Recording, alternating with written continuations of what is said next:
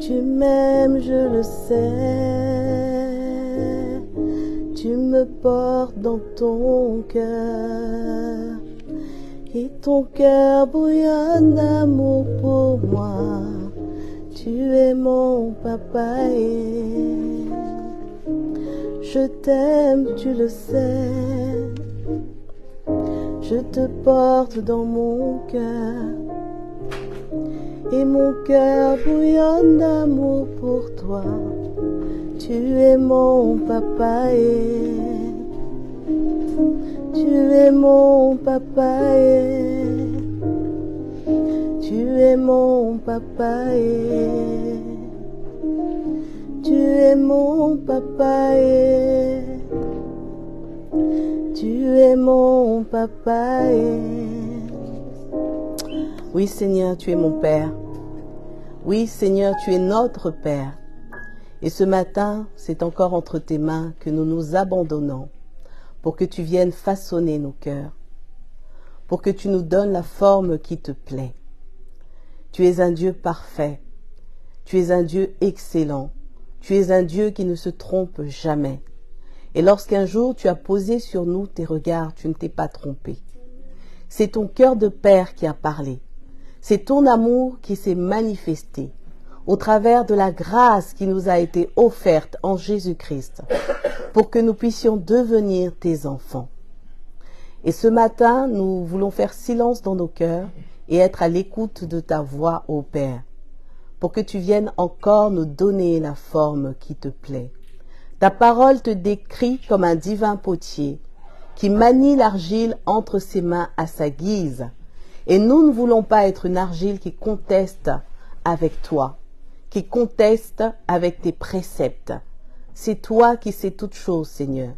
Et nous voulons nous soumettre devant ta souveraineté, être à l'écoute de ta parole, pour qu'elle vienne encore produire du fruit en abondance, du fruit digne de la repentance, et que tu nous conduises davantage, Seigneur, dans la vie, davantage, Seigneur, dans des choses qui te plaisent et qui t'honorent, et que nos cœurs soient dans la paix, Seigneur, parce que marcher dans l'obéissance nous assure ta paix. Qu'il en soit ainsi, Seigneur. Tu connais les nombreux besoins que nous te présentons ce matin, et comme tu l'as inspiré au travers des prières, ta main n'est pas trop courte pour sauver. Ta main n'est pas trop courte pour sauver. Tu es un Dieu qui agit au-delà de nos espérances, au-delà de ce que nous pouvons imaginer. Alors ce matin, nous regardons vers toi avec confiance et nous voulons prendre au sérieux la parole que tu nous donnes. Seigneur, tes directives pour notre avenir, pour notre présent, pour notre marche avec toi, Seigneur. Mais aussi et d'abord parce que ton plan est plus grand que nous, Seigneur. Alors merci de nous aider à nous disposer ce matin. Et merci pour la parole que tu nous donnes. Gloire te soit rendue. Amen. Amen. Donc je vous salue dans le nom de Jésus-Christ. Ce matin, nous allons partager la parole de Dieu. Et en introduction, je voudrais annoncer à l'Église que le Seigneur nous a donné une direction pour cette année. Et nous allons donc aborder tout au long de l'année, à compter de ce mois de février, un thème qui est pour nous fondamental, qui est pour nous essentiel. C'est le fait que nous sommes tous appelés à être des disciples de Jésus-Christ. Amen. Tous appelés à être des disciples de Jésus-Christ, sans exception. Pas de critères d'âge, pas de critères de compétences particulières. Nous sommes tous appelés à être des disciples de Jésus-Christ. Ce n'est donc pas réservé qu'aux pasteurs, ce n'est pas donc réservé qu'à Maman Michel, ce n'est pas réservé qu'aux chantres, ce n'est pas réservé qu'à quelques-uns dans l'Église, mais c'est une invitation pour tous dans l'Église et au-delà. Gloire à Dieu. Et c'est tellement important pour un disciple de comprendre le message de Dieu dans sa globalité, de bien comprendre les Saintes Écritures. C'est tellement important qu'il nous faut, en tout cas c'est la volonté de Dieu pour son Église, il nous faut nous arrêter et prendre le temps d'approfondir certaines notions qui tourne autour du fait d'être des disciples. Amen. C'est important parce que non seulement il faut comprendre le message du Seigneur, mais il faut aussi le transmettre. Il faut le transmettre. Donc, on peut avoir compris, mais on peut aussi derrière ne pas savoir transmettre. Mais le plus important, c'est d'abord de comprendre pour soi-même, parce que le disciple, c'est d'abord nous. Et avant, puisque nous sommes appelés à faire des disciples également, il faut d'abord soi-même être un disciple. Nous allons donc approfondir cette notion avec des sous-thèmes que sont par exemple la nouvelle naissance, le passage de l'ombre à la lumière, la marche que l'on doit avoir en tant que disciple de Christ. Est-ce que je suis avec le Seigneur quand tout va bien? Comment j'affronte la souffrance? Comment je fais face à ce monde, à la séduction? Est-ce que je marche comme tout le monde? Est-ce que comme je suis disciple de Christ, et que je suis encore dans ce monde, est-ce que je fais comme tout le monde?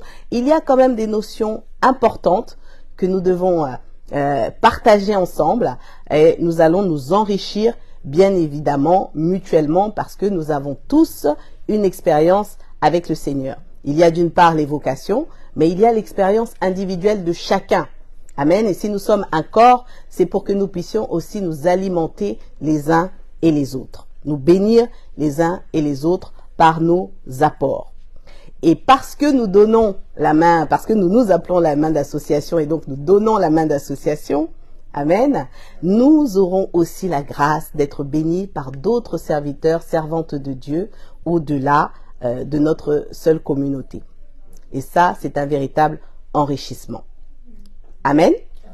Donc, ce thème, comme je le disais en introduction, et notre sœur Rena le rappellera aussi pendant les annonces, sera traité tout au long de l'année. Et en fin d'année, nous ferons un bilan. Un bilan collectif, certes, mais il faudra d'abord faire un bilan individuel. Parce que nous écoutons beaucoup de choses de janvier à décembre. Nous sommes richement bénis par la parole de Dieu, mais il est important de la retenir pour soi, pour sa propre vie, afin de pouvoir la mettre en pratique et surtout afin de croître.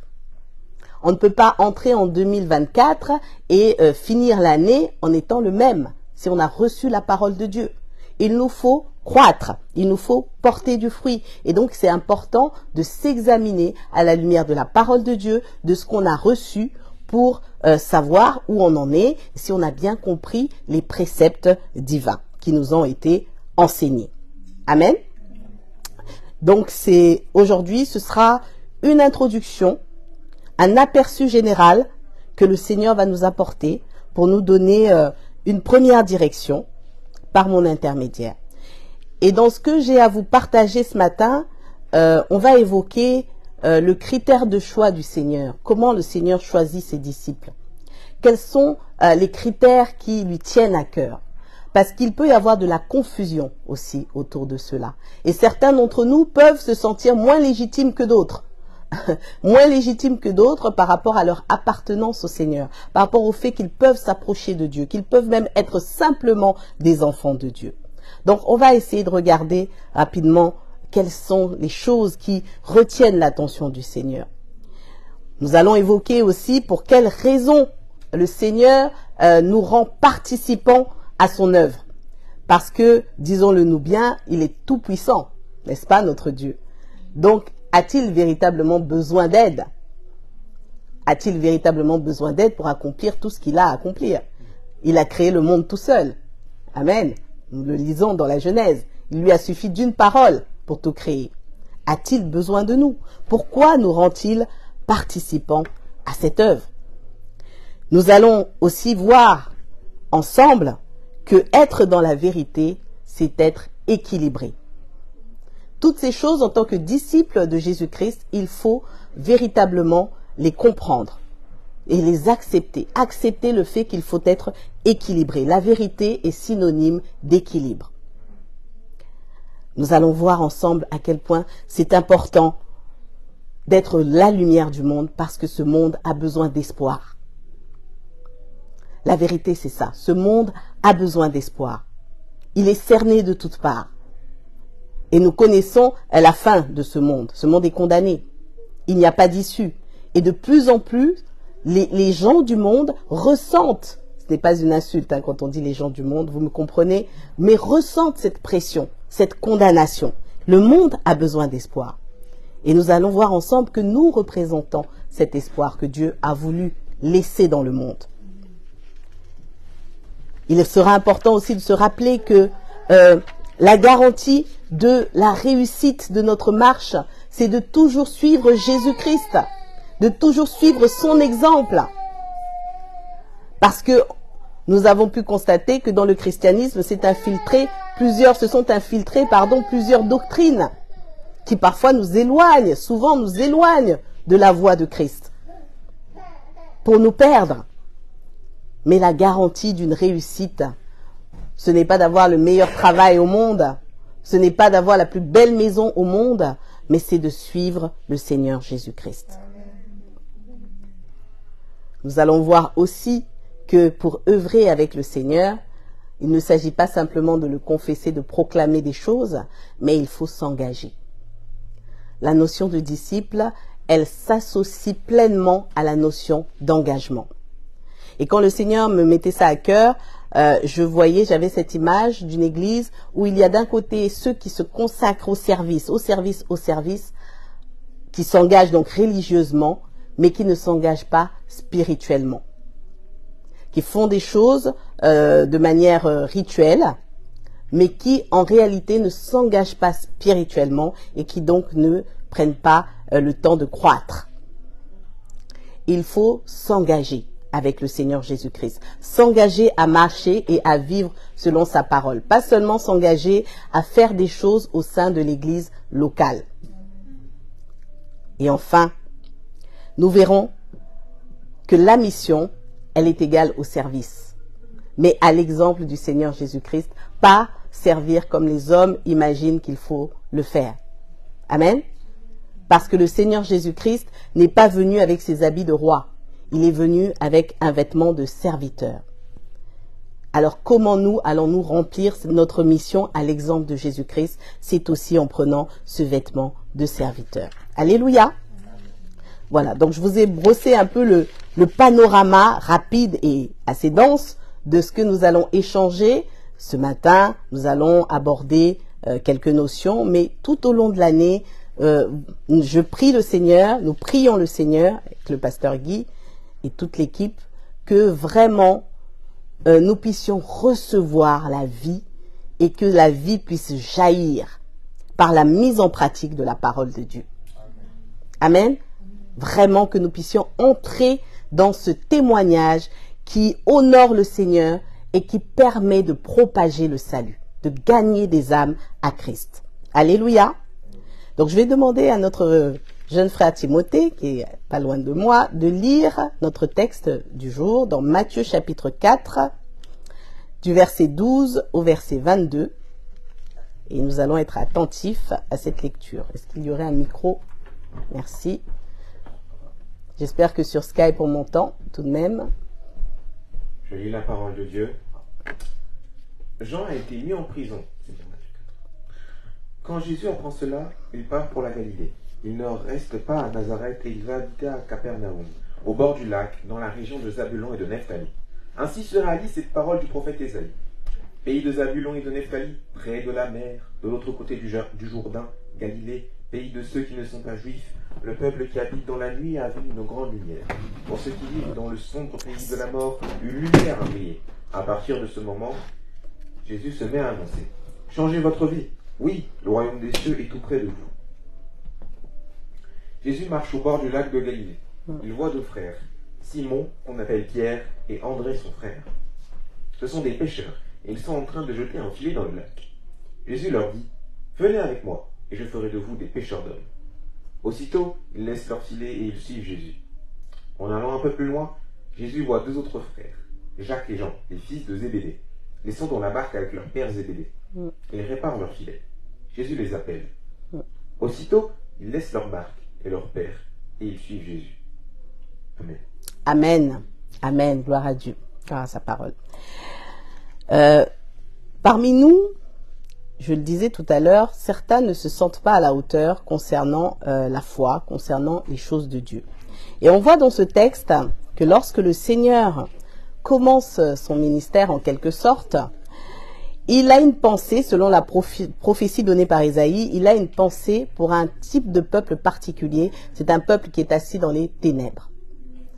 C'est un peuple qui est assis dans les ténèbres. Les ténèbres, ça peut représenter, bien évidemment, le péché, ça peut représenter les incapacités de chacun, ça peut représenter nos limites, ça peut représenter nos infirmités, nos blessures, nos maladies, toutes sortes de choses qui nous handicapent et qui nous gardent dans un certain mal-être, dans une certaine pression, en tout cas toutes ces choses que nous vivions avant la conversion. Et c'est intéressant de voir que le Seigneur est venu comme la lumière qui vient éclairer un peuple assis dans les ténèbres. Amen. Dans les ténèbres. Et c'est important donc de ne pas se fermer à la grâce de Dieu parce que l'on regarde à ses incapacités, parce qu'on regarde à ses propres ténèbres. Dieu est capable de nous sortir de ces choses. Donc, il ne faut pas limiter l'action du Seigneur parce qu'on a le regard trop tourné vers l'autre, vers ce qu'on considère comme étant normal, acceptable, parce qu'on laisse la manière dont nous avons été façonnés dans le monde définir la relation que nous devons avoir avec Dieu. Et c'est pour ça que ce matin, le Seigneur veut nous rappeler ce qui est essentiel à ses yeux, c'est que la parole de Dieu, elle est venue en la personne de Jésus-Christ pour se révéler à ceux qui étaient assis dans les ténèbres. C'est important. Ceux qui étaient assis dans les ténèbres. Et par sa lumière, Jésus, par sa personne, il vient, il éclaire et il annonce la vie à chaque personne sans distinction aucune. Sans distinction aucune. Et il n'y a pas de trop pécheur, il n'y a pas de trop parfait. Jésus vient, il est la lumière, c'est lui la parfaite lumière qui éclaire tous les hommes. C'est l'évangile de Jean au chapitre 1 qui nous rappelle cela. Il est venu pour éclairer tous les hommes. Maintenant, il s'agit de le recevoir. Mais comment le recevoir si on se limite soi-même? Comment le recevoir si on considère soi-même qu'on n'est pas digne? Rappelons que personne n'est digne à ses yeux. Personne. C'est son amour qui fait toute chose. Amen.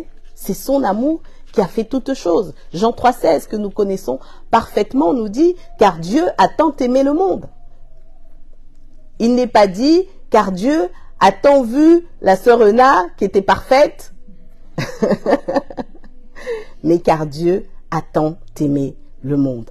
Et c'est intéressant de voir qu'il y avait quand même, à cette époque, dans le peuple d'Israël, des docteurs de la loi. D'accord? Mais Dieu a choisi des hommes à la condition plus que modeste pour œuvrer à ses côtés. Il est Dieu tout-puissant qui aurait pu imaginer qu'il serait venu sur terre et qu'il aurait choisi des pêcheurs de poissons pour œuvrer au salut de l'humanité. Alléluia! Qui aurait pu imaginer qu'il aurait choisi comme collaborateurs des hommes de condition modeste, des pauvres? Il n'est pas allé chercher des docteurs de la loi. Il a choisi des pêcheurs de poissons pour en faire des pêcheurs d'hommes. Il s'est attaché à ces hommes-là. Il n'en a pas fait non plus ses domestiques. Hein? Humainement parlant, quelqu'un qui a une certaine position, il choisit des personnes de condition modeste, mais attention, d'accord? Il va les traiter pire que des esclaves. Mais lui, il s'est attaché affectueusement à ces hommes-là. Il leur a enseigné ce qu'il y a de plus précieux, sa parole. Waouh! Pour que eux aussi puissent à leur tour l'enseigner à d'autres. Pour qu'ils deviennent ses représentants. Lui, le roi de gloire, avec des pêcheurs de poissons. Et nous sommes là aujourd'hui. Nous sommes là, nous, le fruit de toute une suite d'actions du Seigneur au travers de tous ses disciples qui se sont succédés siècle après siècle, génération après génération. Et le Seigneur ce matin nous dit, c'est à ton tour, c'est à mon tour d'agir et de vivre selon le plan de Dieu. De vivre en tant que disciple de Christ. Et c'est à nous de prendre conscience de cela, de prendre conscience de cette grâce, de cette responsabilité et de cette marque de confiance du Seigneur, quel que soit ce que nous sommes, quel que soit ce que nous avons été. Amen. Quel que soit ce que nous avons été. À partir du moment où nous avons accepté Christ comme Sauveur et Seigneur, le passé n'existe plus. Le passé n'existe plus, nous sommes de nouvelles créatures, nous dit la parole de Dieu. Alors laissons le passé au passé. Nous ne nous ressemblons pas non plus. Même si nous sommes devenus enfants de Dieu, nous avons chacun des dons, chacun des grâces différentes. Nous ne sommes pas appelés à nous ressembler les uns les autres. Donc ce n'est pas grave que l'un fasse mieux quelque chose, que l'autre fasse mieux autre chose. Gloire à Dieu pour tout cela. Mais nous avons du prix aux yeux du Seigneur. Nous avons de la valeur à ses yeux. Il nous a donné de la valeur. Il nous a fait paraître dans sa lumière. Désormais, nous sommes appelés à vivre et à marcher en disciples de Jésus-Christ. Alors, puisque nous avons compris cela, il faut savoir quelque chose absolument. Et ça nous fait entrer dans l'équilibre dont je parlais en introduction. C'est que Dieu est amour, mais il n'est pas que cela. Amen. Dieu est amour, mais il n'est pas que cela. Il est aussi justice.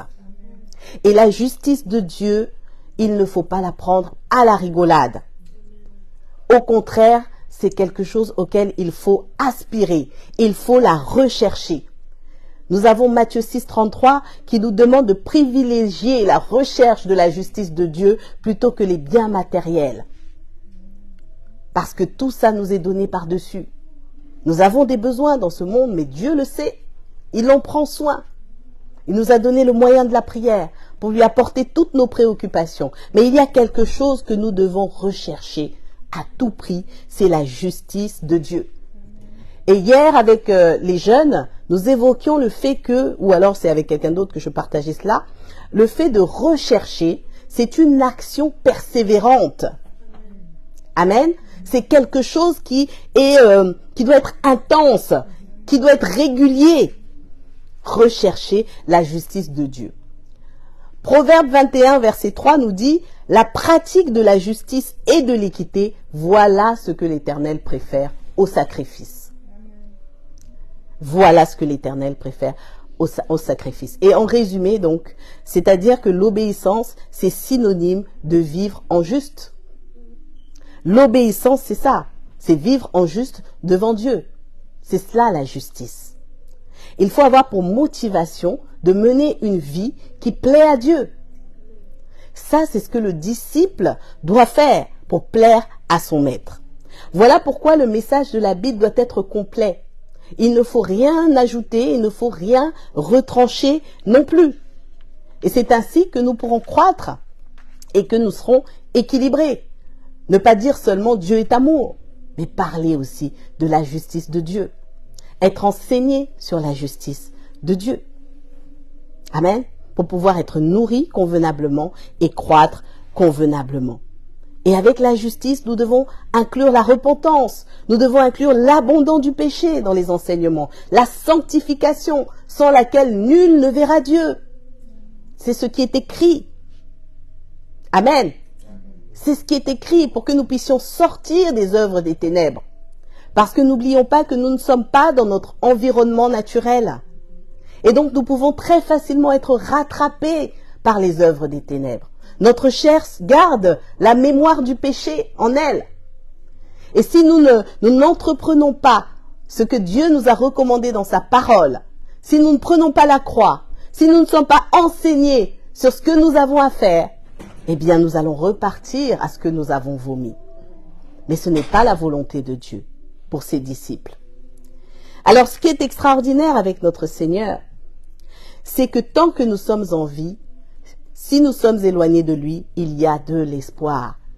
Et ça, le monde doit le savoir. Ceux qui sont loin du Seigneur doivent le savoir. Qui mieux que nous pour l'annoncer? Mais il faut que nous soyons dans la vie. Il faut que nous soyons justement dans l'espérance pour déjà, l'apprécier et pouvoir ensuite aller convaincre par le Saint-Esprit, grâce au Saint-Esprit. Mais si nous-mêmes, nous ne sommes pas convaincus, alors que c'est nous que Dieu veut envoyer, annoncer la bonne nouvelle, comment ferons-nous? comment ferons-nous pour annoncer ce message important, ce message heureux, ce message merveilleux, ce message capital? Je sais que dans le parcours d'un enfant de Dieu, il peut arriver des moments où on a honte de parler du Seigneur. Ça arrive à tout le monde, dans sa phase. Mais on ne peut pas rester demeuré avec ce sentiment. Il faut pouvoir le dépasser. Et c'est la parole de Dieu qui nous y aide. Parce que plus on comprend, plus on découvre la personne de Jésus au travers de la parole, plus on se débarrasse de toute honte, de toute retenue, parce que l'on comprend ce que Jésus a accompli. Amen.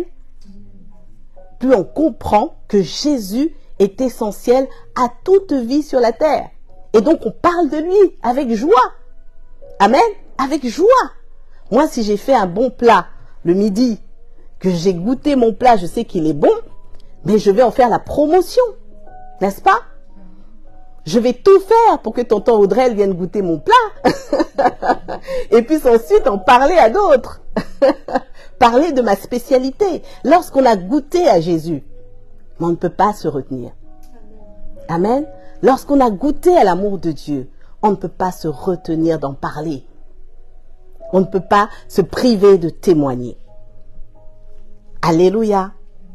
Le disciple, c'est donc celui qui sait que c'est par la foi en Jésus-Christ qu'on entre dans la vie. Le disciple de Jésus-Christ, c'est celui qui sait que Jésus a franchi de la mort. Et c'est celui qui sait qu'en Jésus-Christ, nous avons une espérance. Et je le rappelais, le monde vit dans la peur. Nous avons la mission de parler de l'espérance pour que la peur soit vaincue au nom de Jésus. Et que le salut soit accordé à tous ceux qui croiront au message de l'Évangile. Ça, c'est vraiment important aux yeux du Seigneur.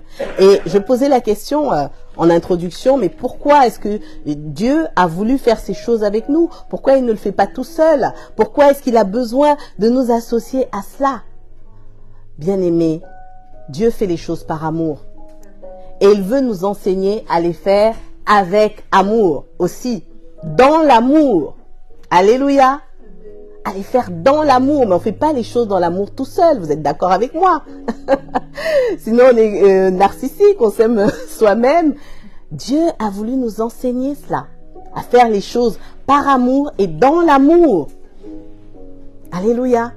C'est pour ça qu'il a regroupé des disciples autour de lui. Il s'est attaché à eux, mais il a fait en sorte que eux s'attachent les uns aux autres. Et c'est pour ça qu'il dit que si vous marchez dans l'amour, vous serez reconnus comme étant mes disciples. Et ça, c'est important. Parce que l'amour, c'est pas inné. Il vient de Dieu. Et c'est un sujet pour lequel nous devons prier. Prier pour que l'amour de Dieu nous soit communiqué constamment, qu'il grandisse en nous. Parce que ça, c'est la marque du véritable disciple. Celui qui suit Jésus est dans l'amour. Il marche dans l'amour. Et c'est important de comprendre aussi que celui qui suit Jésus-Christ, qui est donc son disciple, ne se perdra jamais. Il ne perdra jamais son chemin. Il n'y aura pas d'égarement. Parce que Jésus est un modèle parfait. S'il est devant nous et que nous marchons à sa suite, on ne peut pas s'égarer. Même si autour de nous c'est ténèbres, il suffit de regarder à Jésus pour avancer. Toujours dans la bonne direction. Donc on a tout à gagner à suivre le Seigneur. Parce que c'est vrai que le mot disciple, quand on l'utilise, on a toujours l'impression que c'est un mot de spécialisation. Où il va falloir se professionnaliser, pardon. Je suis chrétien, il faut que je devienne disciple. Non, c'est une identité simplement qui précise que nous suivons une direction. Nous suivons une personne bien précise. Le monde a plusieurs maîtres. Les philosophes ont des maîtres, voilà. Les addicts de la mode ont un maître. Mais nous avons un maître qui s'appelle Jésus-Christ. Alléluia. Et nous en sommes fiers. Et nous devons en être fiers. Nous ne sommes pas parfaits. Lorsqu'on est disciple de Jésus, ça ne veut pas dire qu'on est parfait, ça ne veut pas dire qu'on est infaillible. Mais nous avons un maître qui est parfait, lui, qui ne faiblit jamais. Et donc, marcher dans ses voies, c'est le meilleur choix que l'on puisse faire. Et ça, il faut en être convaincu soi-même pour pouvoir convaincre les autres de cela. Pour pouvoir apporter la vérité à ceux qui sont sur d'autres voies, qui suivent d'autres maîtres, qui ne les mèneront nulle part. Est-ce que nous sommes convaincus que notre maître est le plus parfait, qu'il est le plus grand, qu'il est le seul et le véritable, Dieu? Est-ce que nous en sommes nous-mêmes convaincus? Et si nous en sommes convaincus, si nous savons que nous devons marcher et vivre dans ses voies, eh bien, nous devons vivre selon sa parole. Et c'est la parole de Dieu, elle est contenue dans la Bible. Nous faisons très simple. La parole de Dieu est contenue dans la Bible. Alors ne nous privons pas de l'écouter ou de la lire pour certains, de l'écouter pour d'autres. Amen. Nous sommes aujourd'hui, je partageais avec mon frère sur le sujet de... Il m'a raconté quelque chose par rapport au baptême d'un sourd-muet, je crois. Il disait, ah là là, ça peut être compliqué. Et on réalisait ensemble que par la grâce de Dieu, aujourd'hui, il y a tellement de choses simplifiées. Et aujourd'hui, il y a un langage qui s'appelle le braille. Moi, je ne le connais pas très bien, mais aujourd'hui, on peut se servir de tellement de choses pour que tout le monde ait accès à l'évangile. Et si ce n'était pas le cas, le Saint-Esprit n'est pas limité pour parler à un cœur. Alléluia, il n'est pas limité. Nous avons simplement à prier et à demander à Dieu d'intervenir. Et on n'a pas besoin de savoir comment il va le faire, mais Dieu le fait. Dieu le fait. Parce que nous ne sommes pas, nous, tributaires de Dieu, c'est-à-dire qu'il ne nous appartient pas à nous tout seuls. Dieu aime tous les hommes. Et il peut intervenir dans chaque situation. Et donc c'est important de nous-mêmes en tant que disciples, de nous lever pour œuvrer en étant fidèles. En étant fidèles. Jésus-Christ est l'exemple parfait. Il nous a montré comment faire. Et chaque fois que nous nous approchons de sa parole, c'est de Jésus que nous nous approchons. Chaque fois que nous sommes à l'écoute de la parole de Dieu, nous sommes avec le Seigneur. Parce qu'il est la parole. Il est la parole vivante. C'est pour ça qu'il n'arrêtait pas de dire à ses disciples, aux premiers disciples, parce que nous sommes aussi ses disciples, et il nous le redit ce matin, si vous demeurez en moi, si vous gardez mes commandements, alors vous m'aimez. Alors vous m'aimez. Et on partageait ça aussi hier matin avec les jeunes. Aimer, ce n'est pas juste un sentiment, une émotion. Non, c'est pratique. L'amour de Dieu est pratique. Lorsqu'on marche selon les commandements du Seigneur, alors on aime Dieu. Amen. Alors on aime Dieu. Et une fois qu'on a compris ça, eh bien on se met à l'action et ça nous change, ça nous transforme. Ce sont ceux de l'extérieur qui nous observent et qui se disent, il y a quelque chose de différent. Parce que tout ce que Dieu fait, préconise, est différent des valeurs du monde. Et c'est quelque chose que le monde a besoin de voir, de découvrir. Nous sommes le reflet de la gloire de Dieu par nos actions. Mais par nos actions. Pas parce que dans nos cœurs, nous confessons que nous aimons Dieu et ça ne se voit jamais. Pour certains, parfois ça ne se voit jamais. Moi je me souviens quand j'ai commencé, j'ai débuté dans la foi, c'est quelque chose qui me faisait faire des allers-retours dans l'église. Et c'est pas bien. Je ne dis pas que c'est ce qu'il faut faire. Mais alors moi j'étais très sentimentale, donc quand j'arrivais j'avais besoin de voir justement ce qu'on me prêchait, ce qu'on me disait, qu'à l'église tout le monde s'aimait, tout le monde était gentil, un peu comme tu disais maman Michel dernièrement. Et quand je ne voyais pas ces choses, ça me révoltait. Ça me révoltait et je partais des églises à cause simplement de ce que je considérais comme être des mauvais témoignages, un mensonge, un message qui n'était pas vrai, qui n'était pas vécu. Et il y a énormément de personnes qui font le yo-yo à cause des comportements. Donc c'est quand même important de rendre témoignage de la parole. De quand on la prêche, d'aussi être aligné dans sa vie par rapport à ce qu'on prêche, à ce qu'on confesse. C'est aussi important. Mais c'est vrai que la vie d'un disciple, c'est quand même de mettre en pratique ce que le Seigneur nous enseigne et de ne pas en rester à de simples confessions. C'est important pour sa propre relation avec Dieu et c'est important aussi parce que c'est un message, parce que notre vie, elle est un message pour ceux qui périssent. Amen. Pour ceux qui périssent. Alors, entre nous, l'exhortation n'est pas de regarder aux autres. Attention. Ce n'est pas de regarder aux autres parce que nous sommes tous en progression. Mais celui qui a compris ne doit pas hésiter à faire ce qui est bien, nous dit la parole de Dieu. Alléluia. Ne doit pas rester dans ses mauvaises habitudes s'il a compris qu'il doit en sortir. Parce que lorsque Dieu nous reprend sur des choses, c'est parce qu'il a quelque chose à faire. Alléluia. Au-delà de nous-mêmes.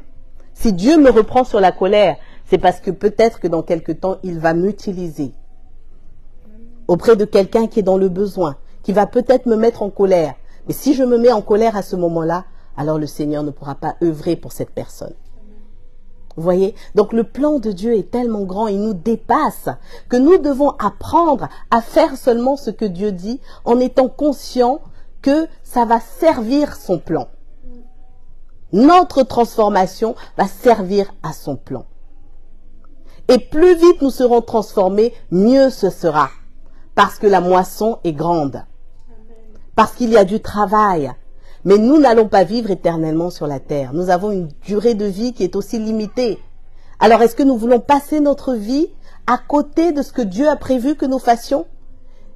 Ou est-ce que nous voulons, oui, nous aussi, comme les premiers disciples, avoir semé? Et je souriais quand je pensais à cela parce que je réalisais que les tout premiers disciples pensaient que l'enlèvement c'était demain. Ils ont tellement œuvré en pensant que l'enlèvement c'était demain que s'ils nous voyaient aujourd'hui, mon Dieu, qu'est-ce qu'ils béniraient le Seigneur de sa sagesse, de son intelligence, ils loueraient Dieu pour sa patience. Ils seraient en admiration tout simplement devant ce que Dieu est capable de faire. Et en voyant aussi le nombre de disciples qui ont été engendrés de par leur action. Mon Dieu.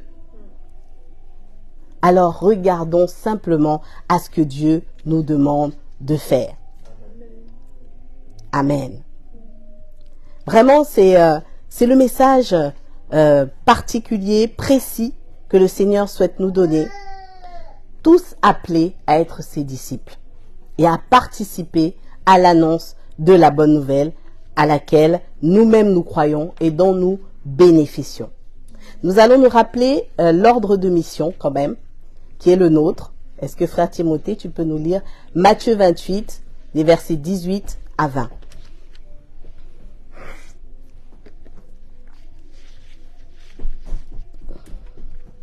Je lis la parole de Dieu. Amen. Jésus s'approche et leur dit, « J'ai reçu tout pouvoir au ciel et sur la terre. Allez chez tous les peuples pour que les gens deviennent mes disciples. Baptisez-les au nom du Père, du Fils et de l'Esprit Saint. Apprenez-leur à obéir à tous les commandements que je vous ai donnés. Et moi, je suis avec vous tous les jours jusqu'à la fin du monde. » Amen. Amen. Amen. Nous devons faire d'autres disciples que nous. Et donc, je disais aussi en introduction que ça commence par l'engagement. Ça commence par le fait de s'engager. Et je fais la différence entre s'engager religieusement et s'engager spirituellement. La religion met des limites. La religion, en fait, nous impose un cadre qui n'est pas forcément celui du Seigneur. Parce que souvent, elle nous fait tomber dans le sectarisme. On ne peut plus sortir de son église, on ne peut plus parler aux frères qui sont d'autres communautés, on se recentre sur soi-même, on reste dans un certain confort, on a d'autres ambitions que la volonté de Dieu. Il y a beaucoup d'églises qui construisent aujourd'hui des tours de Babel, cette image que le Seigneur me donnait, alors que la volonté de Dieu, c'est d'aller œuvrer dans les champs. Et donc c'est important de s'engager d'abord spirituellement avec le Seigneur, prendre en compte les directives du Saint-Esprit. Parce que c'est le Saint-Esprit qui nous donne les directives. Et prendre en compte la notion d'engagement, elle nous permet aussi de prendre en compte la difficulté. Parce que suivre Jésus, ce n'est pas sans difficulté. Ça aussi, c'est la vérité, c'est aussi être dans l'équilibre. Suivre Jésus, ce n'est pas sans difficulté. Il y aura des persécutions, il y aura des batailles. Mais le Saint-Esprit nous fera toujours avancer pour que l'on puisse témoigner de la gloire de Dieu. Témoigner de sa grâce. Mais c'est le fait de s'engager avec le Saint-Esprit qui va nous permettre de surmonter toutes ces choses. Si on le fait simplement pour faire plaisir au pasteur, simplement parce qu'on a besoin d'appartenir à une communauté, on sera limité, forcément, parce qu'on fera les choses par la chair. Et donc c'est important de réfléchir, de s'examiner et de se dire, il y a en moi peut-être une peur de l'engagement. À quoi est-elle due? Est-ce que j'ai cette relation avec le Saint-Esprit qui me permet de franchir, de dépasser les limites parce que la volonté de Dieu est que j'aille là où il me demande d'aller? D'où me vient cette peur de l'engagement, sans laquelle je ne peux pas être un disciple de Jésus-Christ? Si j'ai peur de m'engager, je ne peux pas. Si les murs de mon église me sécurisent, je préfère rester là. Non pas qu'il faille abandonner son église, c'est pas ce que je dis. Mais s'engager spirituellement, c'est de comprendre que je n'œuvre pas que le dimanche. Amen. Ce n'est pas que le dimanche. Et au travail, je me comporte comme toutes les personnes de ce monde, en étant méchante, en rendant le mal par le mal. S'engager spirituellement, c'est comprendre que je dois œuvrer dans tous les domaines de ma vie pour Jésus. Que le Seigneur nous aide. Que le Seigneur nous aide. Parce que le Saint-Esprit est là, il nous a été donné pour nous guider, pour nous conduire en toutes choses, pour nous enseigner toutes choses et surtout, pour suivre l'exemple du Seigneur Jésus-Christ. Et je vais terminer par un dernier point qui est de faire le choix de l'humilité. Nous devons, en tant que disciples de Jésus, faire le choix de l'humilité. La mission, ce n'est pas de commander, la mission, c'est de servir. Et être un disciple de Jésus qui aime trôner sur les autres, avoir du pouvoir sur les autres, ce n'est pas ce que Dieu nous a demandé. Dieu nous a demandé de servir. Et le Seigneur Jésus-Christ donne cet exemple dans Jean chapitre 13, où il lave les pieds de ses disciples pour leur enseigner le service dans l'humilité. Parce que les disciples avaient eux aussi, les premiers, avaient eux aussi ces débats. Qui est plus grand, qui est plus puissant, qui est plus fort, qui est plus intelligent, qui s'assiera à côté de toi.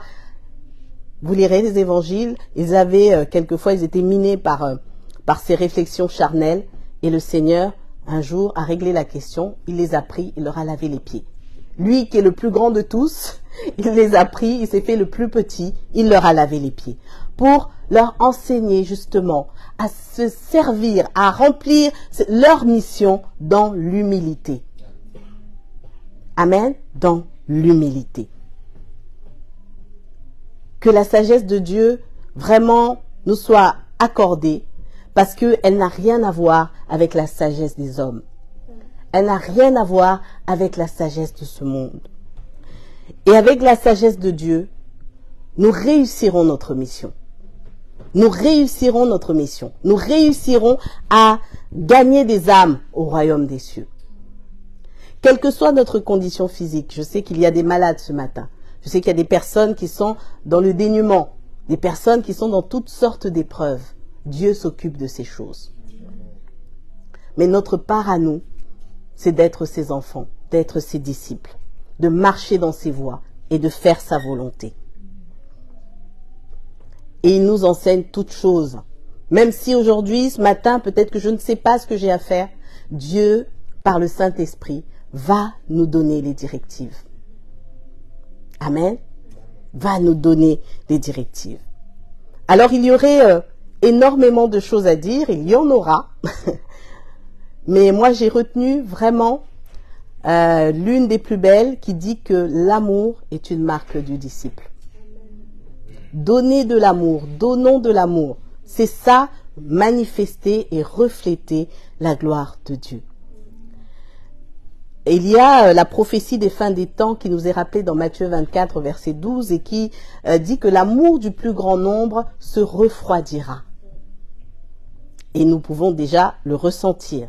À cause de l'iniquité qui grandit, nous dit la parole de Dieu, l'amour du plus grand nombre se refroidira. Mais le Seigneur nous donne l'issue. Celui qui persévérera jusqu'à la fin sera sauvé.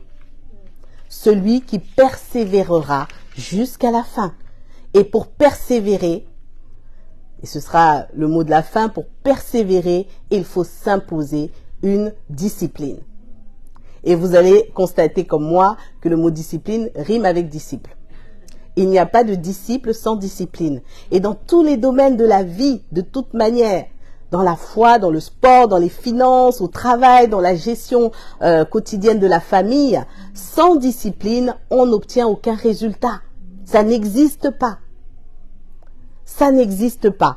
Mais ce qu'il y a de merveilleux avec le Seigneur Jésus-Christ, ce qu'il y a de beau avec le Seigneur, c'est que au travers de cette discipline, il nous donne les moyens d'y parvenir.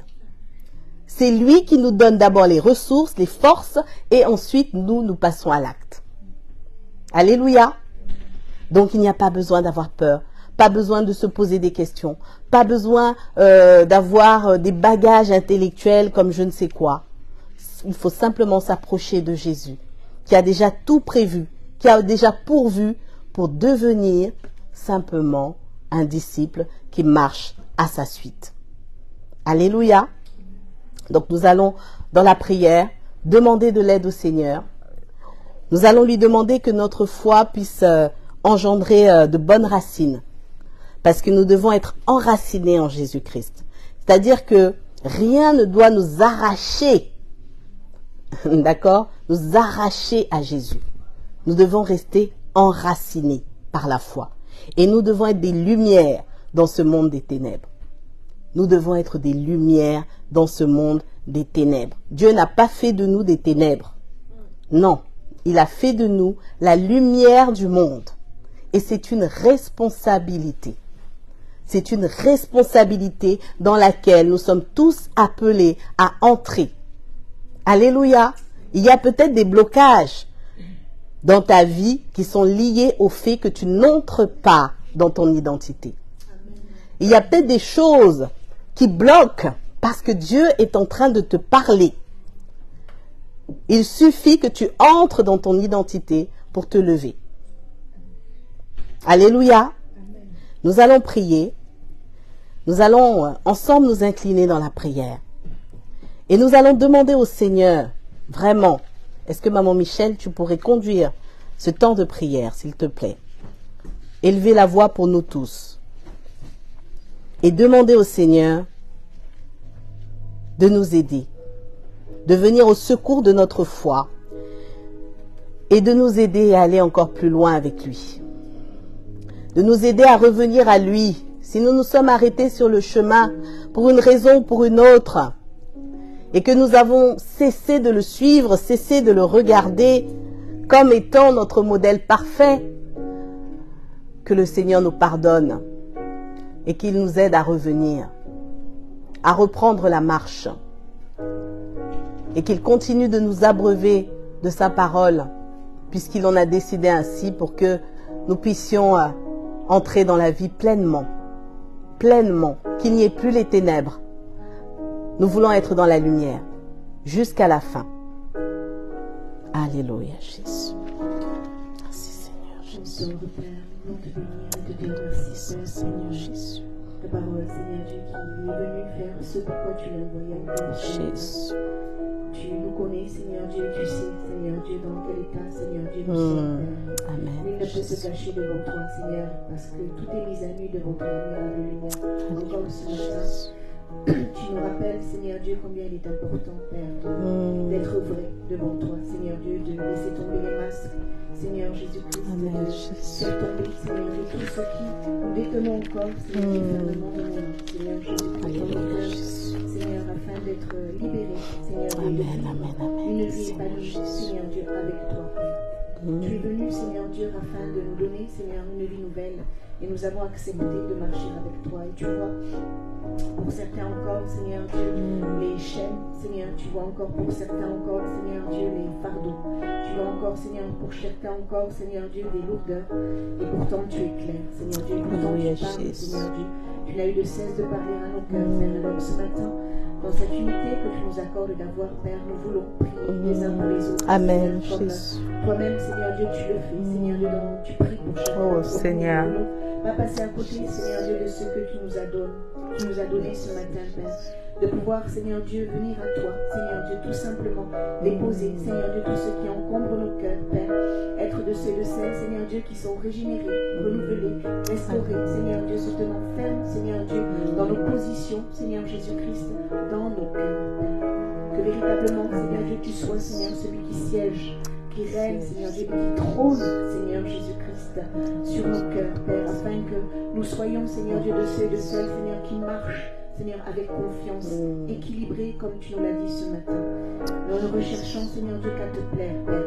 Et si, Seigneur Dieu, tu trônes et tu règnes, Seigneur, et tu sièges dans nos cœurs, alors nous aurons, Seigneur Dieu, à cœur, Seigneur Dieu, de faire les choses comme toi tu le veux. Nous aurons à cœur, Seigneur Dieu, de nous nourrir de ta parole qui va régénérer en nous, Seigneur, un esprit, Seigneur Dieu, renouvelé, un esprit changé et transformé, qui va renouveler notre intelligence, Seigneur Dieu, qui va nous donner la sagesse, Seigneur Dieu, le discernement, qui va nous donner d'être, Seigneur Dieu, tout simplement, Seigneur, de ceux de celles qui vivent cette vie nouvelle avec toi. Que nous ne puissions pas avoir honte, Seigneur Dieu, de ce que tu nous révèles, Seigneur Jésus-Christ, parce que ta parole nous dit que tout ce qui est révélé, Seigneur, tout ce qui est éclairé est lumière, Père. Amen. Et lorsque tu parles à nos cœurs, Seigneur Dieu, lorsque tu nous dis certaines vérités, Père, ce n'est point pour nous accuser, ce n'est pas pour nous acculer, Père, mais que nous puissions saisir ta main, Seigneur Dieu, par la foi, Seigneur Dieu, et marcher de victoire en victoire pour la gloire et le nom de ton Saint. Amen, au nom de Que nous ne soyons pas de Jésus. ceux de celles qui accusent, Seigneur Dieu. Toi qui ne nous accuses pas lorsque tu nous révèles, mais que nous puissions avoir cet amour, Seigneur, réciproque les uns avec les autres. Amen, Nous amen. ne soyons pas de ceux de celles qui accusent, Seigneur Jésus-Christ, mais de ceux de celles qui tendent la main, de ceux et de celles, Seigneur Dieu, qui intercèdent, de ceux et de celles qui parlent avec vérité lorsque tu nous le demandes de le faire, Père, mais non pas pour sanctionner, non pas pour couper l'oreille comme l'apôtre Pierre a pu le faire, Seigneur Jésus-Christ, auprès, Seigneur Dieu, de ces soldats qui étaient venus te chercher, alors que telle était la destinée du Père. Seigneur, que nous puissions prendre conscience, Seigneur Jésus-Christ, que tu as fait de nous des êtres spirituels, Père, non pas pour être au-dessus des autres, mais tout simplement, Seigneur, pour vivre, Seigneur, cette nouveauté de vie avec toi. Amen. Et grandir, Seigneur Dieu, comme toi tu le veux, en stature parfaite comme toi tu l'as fait. Tu es notre divin modèle, Seigneur, et tu as dit dans ta parole, Seigneur, que tu nous as montré le chemin à suivre, Seigneur. Et nous voulons véritablement marcher à ta suite. Amen. Nous voulons véritablement, Seigneur Dieu, avoir, Seigneur Dieu, ces vies transformées qui sentent bon, Seigneur, et qui donnent envie à ceux et celles qui ne te connaissent pas, qui interpellent, Seigneur. Merci. Merci d'avoir visité nos cœurs encore ce matin. Et merci de nous avoir remplis, de nous avoir donné ce dont nous avions besoin, Père.